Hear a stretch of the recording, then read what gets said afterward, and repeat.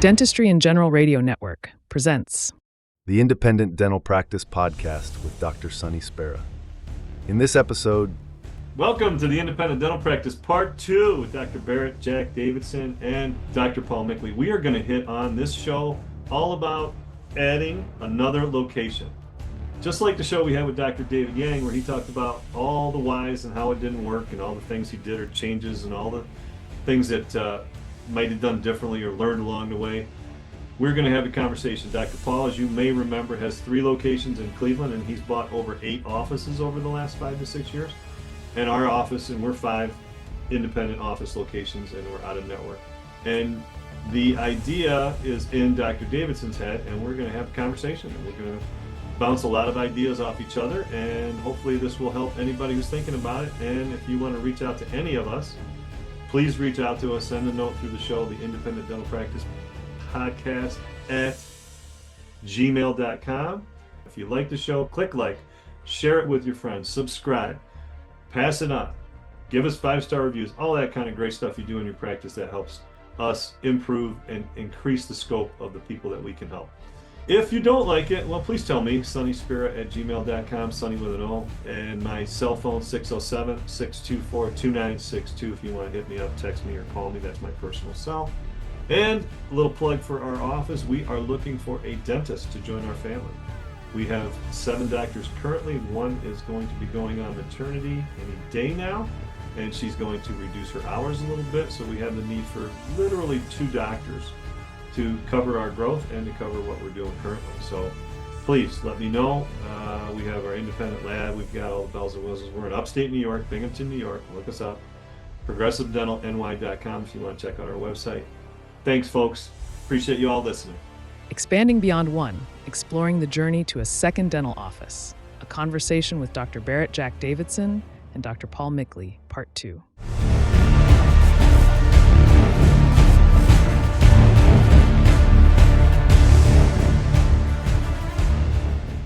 Welcome to the Independent Dental Practice Podcast. We're going to pick up right where we left off with Dr. Barret, Jack Davidson, and Dr. Paul Mikhli. And the idea of what we kind of wrapped up the last show we talked about was the design, some of the layouts, some suggestions, and some ideas for filling that space in a way that's consistent with the way Dr. Davidson's practicing. Okay? So now let's expand on that a little bit more, but then we're going to start talking about, and it's funny because I had a podcast with David Yang, who I'm sure you all know, and he talked about having a second practice and what a mistake it turned out to be, but he's still trying to make it work, and some of the things that you don't think about. Now, there's a difference between just having a second practice or the concept and what Paul is doing and what we've fortunately been able to do of having then continue. So adding another and another. So you kind of get, and I joked with Paul yesterday about the Illinois McDonald's franchise, right? Okay, we got this down. If you saw the founder, or if you've read the book, Grinding It Out, like how that went about. And Howard Frank talks about it all the time. The franchise thought is get your systems, get your model, and then duplicate. We're going to kind of probably get into that too a little bit. So in your vision, though, let's just wrap up this here. With the operatories, and you were thinking 2 docs, maybe 3 hygienists, right? Are you going to use a number? When we get our revenue to 2.8 or 3, that's going to trigger looking at another office. Where is your trigger point going to be to saying, I'm thinking, and why are you even thinking about adding another office when you've got this expansion right in front of you? Yeah. I've been journaling a lot on why this gets me excited all of a sudden. I actually have no idea. It got me excited first, and now I'm reversing it. And now I'm trying to figure out why in the midst of this expansion that's kind of been crazy and we haven't even broken ground yet. Am I thinking about it? As far as when, I think that whenever the current expansion is what I would call stabilized. Now, I don't have an exact number on that. But what I mean is, that's fair. Kind of the idea is an associate that can run the office. Because one of the reasons I'm so excited about an associate, as all single doctors know, I've taken a decent amount of time this year. I had a son, but I cannot take more than 6 days. because if I take more than 6 days, I could go on a $10,000 vacation and I would lose more money just not being open than I would on the actual vacation itself. And so, Preach to the choir. yeah, exactly. And so that's what initially spurred me on just for the expansion itself. And then as far as the multi-office owners, I was just talking with people. One reason I do this is I love dentistry. Could talk about clinical dentistry all day long. Dental business gets me way more excited. I've just always kind of loved it. And so for me, I thought that meant, all right, one good single location, which I still might do. But now I'm starting to at least ask people, think about it. Talk to people, ask questions on, all right, what would it look like if I worked 2 days a week clinically in my office? Because to be honest, I could do the dentistry I'm doing right now in 2 days. If I had more operatories, having an associate run it, continuing obviously to be that face, but then maybe trying to duplicate, because at least finding this office was the best financial deal I could have ever made. And so that's kind of my idea, but I don't have any hard numbers yet. The main thing is to make sure that there's an associate that could at least break even on the office and keep this running if I'm without me there at all, which would never be the full idea, before I start looking at getting other offices. How plentiful are associates in your area? I shouldn't have a problem with that, to be honest. I mean, it's DFW. Every single person in there using the You're in a hot spot. Yeah, everyone wants it. So that part I got down. Yeah. Okay, well that's a comforting thing, because that's not what we have. We don't have people breaking our doors down to move to Binghamton, New York. And no matter how much they make, and no matter what kind of quality of life and all that stuff, it's still not on a lot of people's radar, right? So you have that goal for you. So that helps, because the biggest risk you're going to have is exactly what you just outlined. I need to rely on someone else running it while I'm not here. And that's one of the things that David talked about in his thing, is like, I forgot I had to neglect my existing practice to go run this practice, because his plan was set this up. He had the right doc. It was working out. That doc, boom, found an opportunity, left. And now he's got this office where he's fully invested. He's done all this stuff. It's a certain amount of distance. How do you keep those two fully staffed offices going, right? So I think in the grand scheme of things, you've got to start to look at, this is going to sound crazy, but this is coming from my dad too, is like, you got to have your organizational chart, and you've got to really understand whose roles are where. And are you going to run it as though it's one office with two locations? Are you going to run it like they're two separate offices that have commonalities? Are you going to have staff that come with you, go this way? Are you going to have staff in those communities? Those are the kind of things that I think will make or break it. Paul and I talked for an hour until I think his wife and I said, all right, get off the damn phone. And my wife was walking all over doing the same thing. We just got running on this subject because it's different. Because I have 3 offices, I'll call them geographic. They're in the same circle. And then I have 2 that are outside that circle, 45 minutes and 55 minutes. So in those 2 offices, we have our staff and our team that's there, and they make up that office. They don't travel often to the other offices, right? They do a little. There might be 1 day a week where they're there. And then when I'm there, or my partner, Brian, who we take up a lot more staff, we have a staff come with us, or a team member come with us from another office to join us. So we have 4, assistants or 5 clinical assistants at the time. So you have to make it work, but that's turned out to work for us. And we've gone through variations. Well, let's have this. We're going to share that. No, this seems to be a good spot for us. And I think geography are going to be a big thing when you get into it. So, Paul, what's your thoughts on this concept right here? So I think there's a couple of things to kind of keep in mind, and we kind of talking about this last night. So I think the first thing you're going to have to say as you grow is, what is your role in that org chart? Are you the chief medical officer? Are you the head dentist? Or are you the chief executive officer? Are you running the business and keeping an eye on everything in the business? You won't be able to do both successfully as time goes on and you grow. Okay. So you have to find out where your best skill set is and your passion, what you want to get up to do in the morning. Say that one more time. That was huge. You want to find out what your passion is and what you are excited to get up in the morning for. That's it right there, man. It could be a little bit of both. but Great. you're going to have to lean into one versus the other. So, I've got a friend that's here in Cleveland's got 3 offices, very successful, and he did not practice dentistry anymore.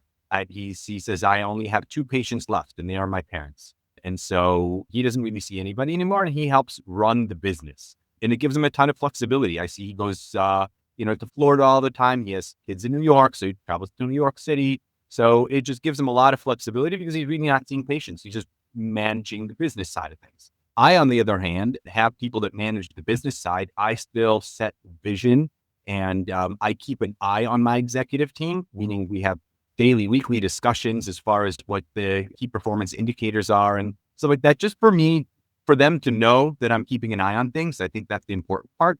But other than that, my daily job is seeing patients. And other than seeing patients, I have 2 days a week so I'll work 3 days a week, sometimes 5 days a week. It depends. But 2 of my days are set to help mentor my other doctors that work with me.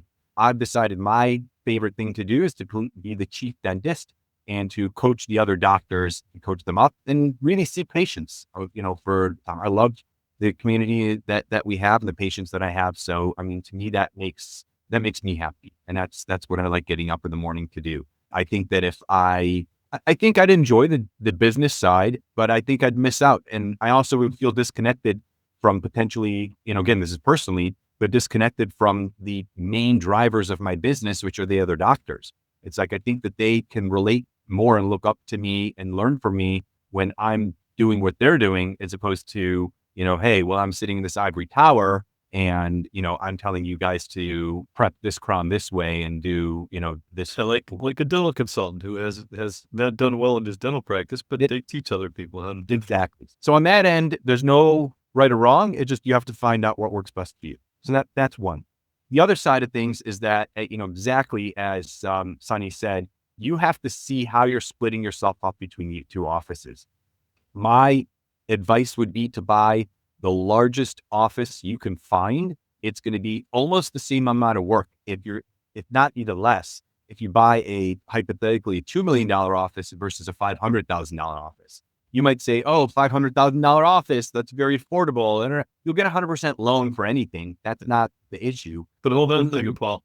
And also, that's been what you've done in McKinney.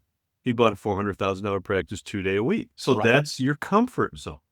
So what Paul's talking about, this is not in your comfort zone. But a lot of people say this. Now, I had a hard time with this because this is not what we had done. But people that I work with at Practice CFO and Drew Phillips and stuff, it's much easier to get something, because you learn some things that are already going, to keep it at a $2 million practice that help you, as opposed to you could buy something smaller. But anyway, keep going. This is good stuff. Yeah. So at the end of the day, it's going to be about cash flow. I mean, again, you're going to buy something the bank's going to give you 100% financing for anything. So you buy a $500,000 office, and when you figure out debt service and stuff like that, you're really not left with much, but you've got all this work of operating an office, and you have the challenge of trying to grow it. And a $500,000 office is usually be a 1-doc office. Something happens to that 1 doc, and now that's taking your time. A $2 million office, on the other hand, is more than likely going to be a 2-doc office. The challenges are going to be the same. You're not going to have as much pressure to try to grow it to a $4 million office. If something happens to one of the docs over there, you have another doc to kind of hold up, the business until you can find a replacement. And for the same money out of pocket, which is zero, you're going to be able to say day one, after debt service on a $2 million office, you should be able to bring home $200,000. You can learn while making money. And again, you might not find that $2 million office. It might be 1.2, 1.5. Don't let that scare you. The million. Yeah. Don't let the number scare you. And yes, the third piece of advice is that, and you're buying that office from the doctor you're buying it from. And I can probably say you realize this now from the office you bought, the personality of the doctor that you're buying. And Sonny and I talked a little bit about this yesterday, is so important. How are they going to help you with the transition? Are they going to be an asset to you and stick around longer than they thought? Or are they going to be a hindrance where you're like, oh my gosh, I need to get this guy out of here, but I promised he's going to be here for a year and a half. It's, I think that relationship with that doctor, I've bought 8 offices over the years, and I've seen it swing, both ways, where a doctor that has been great support going forward. And I've seen doctors that have been, sabotaging things. I don't think maliciously, but more selfishly, kind of saying like, okay, I sold my practice, but now I wanted more money to see all these patients and stuff. Those I would say the things to kind of keep in mind, as you go down that journey. Some good points, man. I will ask you this now that we talked about this. If you bring a doctor in, and Paul and I touched on this last night when we had conversation, what about equity? So obviously that's what when we expanded past the 2 offices, I went and said, listen, there's a practice over here. I'm not doing this by myself. Anybody want in? And one doc said, yeah. So we went in as a partner.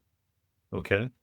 And then we did that with each of the other offices that we've added. Now, over time, we've added a couple and just, either cannibalized them, brought, separated or did charge or whatever. But we have 5 locations, and that's how we added our 3 other ones, right? Our last 3 that were added. And we have different partnership setups in each of the offices. And we have 4 different business designations, if that makes any sense. So one business designation has 2 locations, and then the other 3 are different names, but they share Progressive Dental as the first part.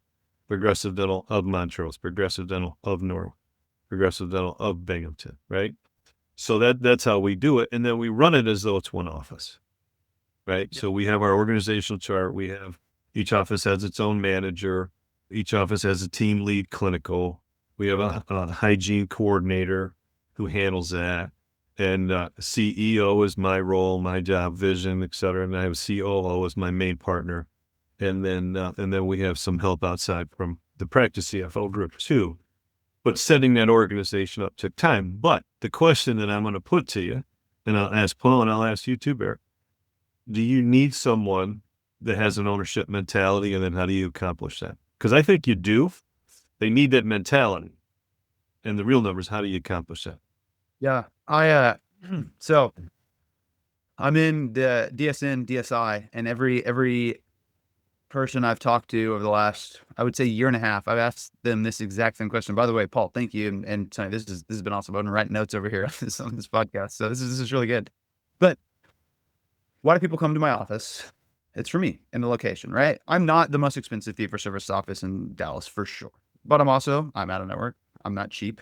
But they come for the experience, and because they have a relationship with me. And so in my mind, yes, if I'm going to grow in an organization like this, I am okay with not being 100% owner. But hold on 1 second. What's the name of your practice? It's Jack Davidson. And when I bought the office, it was Eugene Dahl DDS PC. That's the name of the office I bought. And that kind of had that in mind because why have I been successful? It's not because I'm so amazing or whatever. It's because I'm bought in, and you bring in a young doctor who has the tools needed, and he's probably going to do really well. And so I'm imagining, yes, I don't know exactly what it looks like.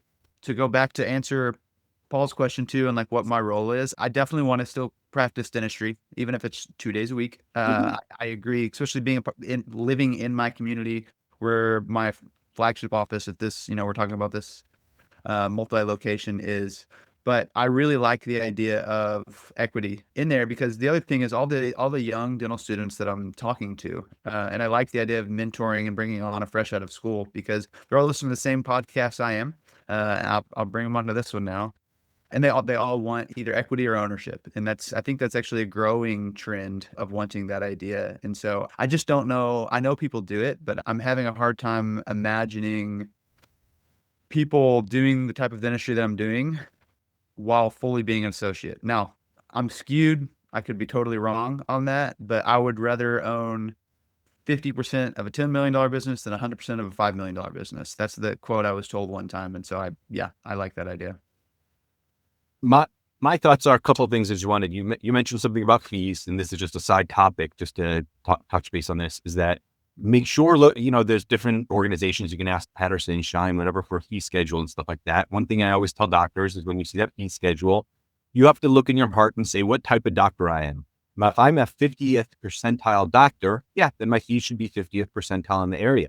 But if I feel I'm a top 10% doctor in my area, don't be afraid to set your fees at the 90th percentile. that's, be proud of what you do. People will come. Rarely found that fees are the reason that people say, I'm not coming to your office. But that's acting like a businessman though. Okay. That's a business decision that is separate from that other soft side of us that we all have as dentists. Oh, for sure. Look, I tend to be very clear. Yeah. Yeah. I like to be, when my fees are appropriate, it gives me the ability to be generous when I need to be generous. I'll touch back on the fees a second. This is, I think, something that's really important. A lot of people, to me, and a lot of people actually like this idea, and I'd love to spread the word about this. I think that a key to my success is charity. I feel that, just as a religious person, I feel that, we are entrusted with the resource that we get from God to, turn that over and give back. I think that's really important. And I'm strict about tithing and stuff. And so one of the ways that I feel is the best way to give back is by the God-given skills that we have of dentistry. And to do that, we've established in my practice that we say, I have a $30,000 budget a year that goes for charity. So, and that's top line, meaning if the extraction, the charge is $200, then that's $200 off that $30,000. So what I do is I tell patients that have needs, or when I'm discussing with them and stuff like that, and they're like, I see they have financial trouble or something like that, I'll say, listen, we have this program, we have this bucket of $30,000. We'll write you down as charity on here, and you pay as much as you can afford. The more you pay, the more I can help the next person forward. And once the year runs out of that $30,000, I'm stuck for the year, and we'll just see people back in January. And that makes people feel really good, because now that $2,000 crown, where if I gave it for free, they don't value it very much. But if they paid $800 for that crown because that's what they can afford, and now they feel that they've really given $800 more to the next person to get charity, they feel ownership on that crown. They feel pride in what they've paid. And it gives me the ability to, help more people than I have before with charity. Well, if I come in your office and talk to one of your team members, what would they tell me about this program? Do you have a name for it? I don't have a name for it. It's kind of, we don't like to publicize it very much because it's not something that I'm like, hey, telling the entire community, come, I'm trying to give charity. It's for the patients already coming to the office that, hey, I'd love to do that crown, but just I had a leak in the roof and I got to replace the roof. I don't want to have, you need to replace the roof, but you need this crown too. I'm not looking for you to not do this crown and get worse situation. Let's help you out over here. So it's very quiet. And I tell them, I say, I never look at what you pay or what you didn't pay.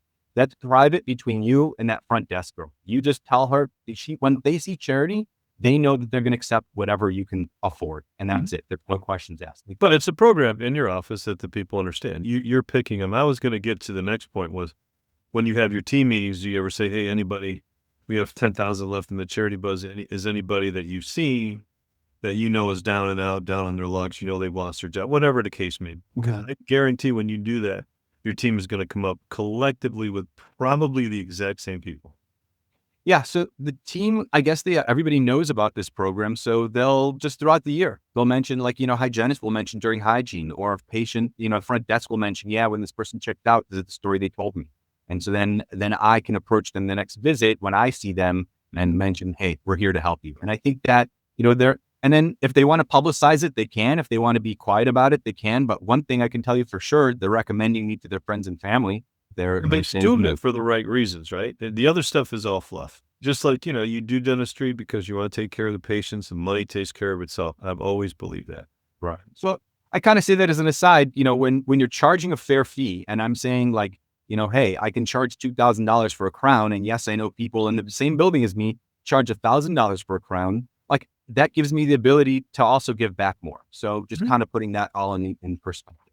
Now, our charity, what we do is we have a free day of dental care called Doctors with a Heart Day. We do it usually around first day of fall. So it's usually September 20th, 19th, 23rd, whatever. And we treat people from 8 to 12 Saturday in 2 locations, and we do whatever we can complete in one visit. So that means we're taking a lot of teeth out, and we're filling a lot of teeth, and we're doing a lot of kids. And the hygienists are working, and at this point, we're at 1.5 million or something like that, because we've done it for 30 years. It's a buy-in, and it's my favorite of the year. Yeah, no, that's awesome. Cool. So another thing about fees real quick is that patients are going to be a lot more sensitive to fees for hygiene, routine visits and stuff like that. You'll never have a patient saying, hey, now I need that root canal. Wait, that root canal is $1,500? Or then 3 Not surgeries just go around. So if you want to keep fees a little bit more reasonable in certain areas where you're saying, okay, well, I don't feel I can charge 90th percentile for everything. The hygiene fees and the x-ray fees are the ones that you're going to want to keep a little bit lower. Everything else, you want to put where you feel, again, your quality and your skills are. Don't be ashamed of it. Right. So, Especially because that's the limiting factor as I'm growing, like you said, because that's the first thing they're going to see. So that's good. But you said now your personality, right? People come in, but what you're really talking about is you're creating a culture, and your team around you is going to, like when you're a coach of a basketball team, your team's going to take on your personality. It's the same in a dental office. Your team is going to take on your personality. Now you're going to add other personalities to it, but you set the standard, right? You're driving the bus, and this is how we do things at Texas Sage Dentistry. If you walk up and you see a window and there's a smudge, I expect you to grab the paper towel, Windex, and clean it. If there's a leaf on the floor in the fall, that gets picked up, like all these little details. And like you're not afraid to go clean the toilet if something happens. They got to have that same feeling. And then you've got buy-in from everybody, right? So then you're like what Paul's laying out is then your mission is to make sure that's maintained throughout, right? That's consistent. Yeah. They want to see that you're the leader, the difference. I saw a meme, the difference between a leader and a manager. The leader is in front when everybody follows. The manager is in the back pointing everybody what to do. You want to be a leader and be in the front and show by example and stuff. I think that's important. Another thing I just wrote a note, something that you mentioned, Sonny, is that what does equity mean when you're having partners and buying in and stuff like that? As Sonny mentioned, his partner is COO. That's a huge responsibility. I personally don't have any partners. I have buy-in for my team, which really helps out, but I don't have any partners. But I've been vacillating with what do I do with my associates? How do I give them some equity? Because I want them to feel vested and stuff. But Sonny kind of pointed out, you shouldn't just get equity for being an associate and even to pay in. What else are you doing as far as the business? What are the things you're doing to chip in? I'm spending plenty of hours on my business outside of actually doing dentistry. So what? I'm going to let one of my associates buy in and then do nothing outside of dentistry and still get, their portion of equity, whatever they bought in. You just want to kind of consider what does that mean when they're buying in? What are they getting more than just being a dentist? I'll give you an example. We're getting ready to bring an oral surgeon in one day a month, and we're putting nitrous into the office. And that sounds simple, right? It's anything but simple here. So I need to get a plumber who's certified that can plumb, right? And then I need to get the parts and I need to get the pieces ordered, and they come from multiple places. And I need to have drywall cut, and I need to have it open, and I need to have, there's a lot of working parts. And this is arriving then, and this is arriving then. Then we got to get the inspection, right? I had knee surgery 2 days ago. I've been on the phone, texting, calling with this contractor, that person, that, all these different parts. Person calls, I got a 3-way call. Okay, this is the guy who did the plumbing. This is the guy that's coming for the next part. How? Because I want it done by just November 1st, right? Well, I have 2 partners in that office, right? One of them has a significant role. One of them doesn't. Now, is it fair? I'm doing all this work. It's no joke. It's a lot of hours doing these administration things and working with the manager and the person in that office. So it goes to that point what Paul just hit on. Who's handling that and who's doing that? If you have some stake and ownership in it, you're going to see some fruits from your labor, right? You would think. But if you're just a taker and you're not a giver as well, then there's an inequity. And it's going to come out in the wash somewhere. It might come out from the spouse. Hey, my husband's on the phone doing this all the time. And so-and-so's not. And it may not, but you got to take some of that into account. And I wasn't great with it because I was very sensitive to the point that a lot of demand is not here, right? I've got great docs that are here that have, some are local, but most of them are from the area. that love the community in the area, but it's hard to attract.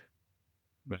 So you got to retain them. And all my dots, I mean, other than my son was 8 years with us, and our new dots 2 years going on 3, they're 25, 30, and 29 years with me. Right. See, it's a family, it's not going anywhere, but we're growing, so now the thought is we're growing this, and how do we transition some of these roles? Sonny, question for you. When you started with a partnership, did you, and this is something that I was advised if I'm ever going to do a partnership, draw up divorce documents at the same time? Meaning, here's the nuclear plan. If things don't work out with us, this is very clearly how we're going to separate, because it could get very contentious later on. Yes, it can. No, I don't. I don't have those. I don't have a prenup. And also, you probably want to have disability buyout. Something happens to one, they get disabled. You'd rather have a disability buyout by the person, takes care of part, there's a lot of things. And I got into that very early. I had a partner early on, 50% partner with me. And then I was like, wait a second, I'm doing 100% of the work. You're doing 0. This partnership's over. So that dissolved, and we had set up all those entities, all those things, but didn't have the divorce agreement thing. But there are a lot of things that you have to think through. Do you have life insurance in your partner? See that right there? No. That's another thing. Life insurance, disability buyout, what about, do you need practice interruption insurance? There's all these other things that you can consider.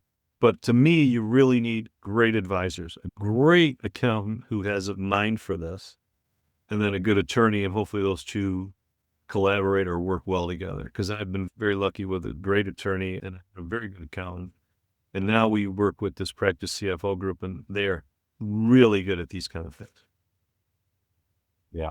So, I mean, one of the things that I kind of have always heard, like kind of alluded to, is that if you're going to get a partner, drop those divorce documents first, that everything's laid out, that you say, if hopefully everything works out, we never have to look at this. But in the case we do, now that we're friends, we can agree how to divide it all, because if we ever not become friends, we're going to have contention on every little piece. How about this, Paul?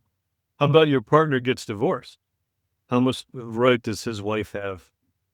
In case I'm just saying it's a male, and then there's a wife involved. How much does the wife have access to the ownership in the practice or the proceeds from the practice? Is there a prenup involved? Did you ask for one? They got married. I mean, you can really go far with this. That's the whole thing. That's why I feel comfortable just right now doing everything by myself. I bought an office with 2 partners. They were partners for 40 years, split everything down the middle. They never looked at who worked more, who worked less, and stuff like that. Everything was 50-50. That is as rare as can never happens.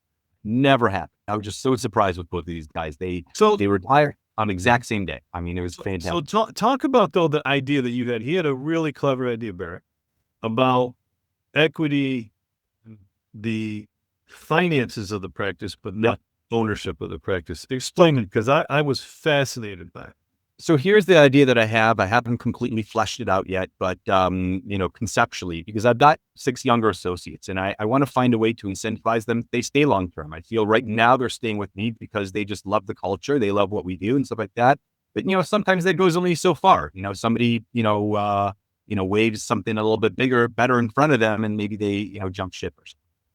So what I've thought about is giving them some type of equity that is really equity in revenue, but not equity in the practice itself. So what happens is they buy in, let's say hypothetically, $50,000, $100,000. And with that, what happens is that they get revenue sharing from their practice, but not just from their practice. They get a little bit, or less of a percentage, from my entity as a whole. So from my other 2 offices. What this means is now they're invested not just in their own office that they're normally working in, but they also have a little bit revenue from the entity as a whole. So they're invested, and there's I want to see all of Dr. Mikhli's offices succeed, because they're all important to me. I'm getting a little revenue from all of them, not just the main one that I'm at. So when, a doctor goes on maternity leave at one office, I'm going to be happy to fill into that place because I know that I have a little equity in that place as well. There's a lot of things. And now if they're not equity owners, as far as when I sell the practice, now I feel a lot less of, hey, you've got to do HR, you've got to do, payroll, or you've got to do whatever these other jobs that we do. because when I go to sell the practice at the end of the day, it's they're not going to get anything from that, but they've got revenue all along. Yeah. No, and I've gone back and forth on that. That's a really good point. So, Paul, do you know Jason Tenori? Mm-mm.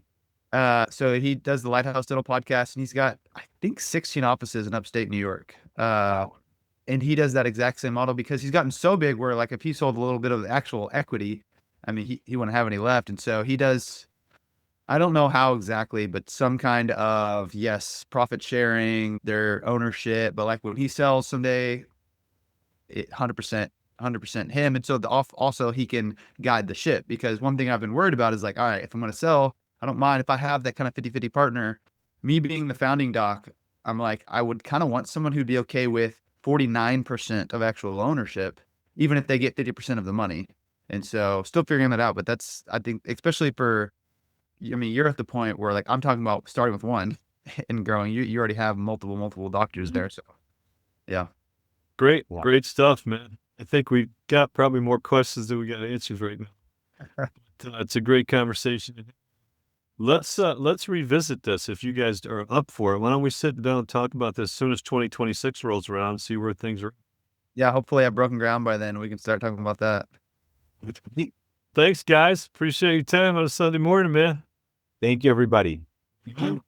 Hey, go Browns, go Bills, baby. Go Cowboys. Go Cowboys. I should say Bill Prescott on my fantasy, so let's go. Nice. This has been a production of Dentistry in General Radio Network. Visit our website, dentistryingeneral.com, to join engaging clinical and business conversations, explore our dental podcasts, and stay updated on our upcoming live events.